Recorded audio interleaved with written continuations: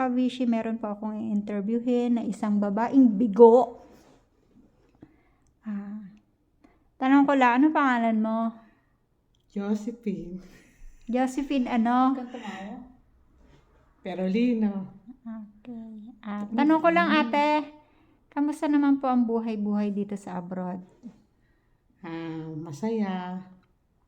Malungkot. Pagod. Homesick sa pamilya. Huwag kang dumila. Homesick. Kamusta naman po yung love life natin? Una, masaya. Ngayon, hindi na. Bakit naman? Wala na. Bigo Pinutol ka. ko na. Dito kami nag-umpisa. Dito kami magwawakas. Anong ibig mong sabihin nag-umpisa? Nag-umpisa, dito ako natauhan. Hindi, di ba dati LDR lang kayo? Saan kayo unang nagkakilala ng jowakis mo? Sa Pinas. Sa Pinas? Ano yon? Niligawan ka ba? O pinakilala lang? Pinakilala. Tapos, sagot agad? Sagot agad, nagmadali. Dapat hindi nagmamadali. Nagmadali eh. Ayan. Pero kahit nagmadali, nagtagal pero hindi rin. Matututo mo pala ang makikilala mo pala ang isang tao.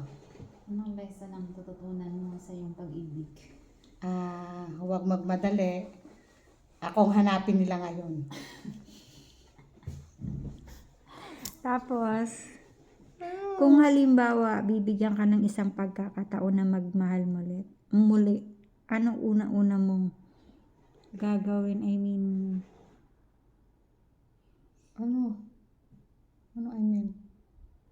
kilalanin mo muna ang isang lalaki or sagot agad tulad ng Hindi na. Kinalanin ko muna at unang-una, pakakalatis ko sa mga anak ko. Yun dapat. Kasi bigla-bigla, ngayon, natuto na ako. ganun po ba? Sige, next time na naman po ulit mga kabishi sa interview. Bye! May sumi po siya.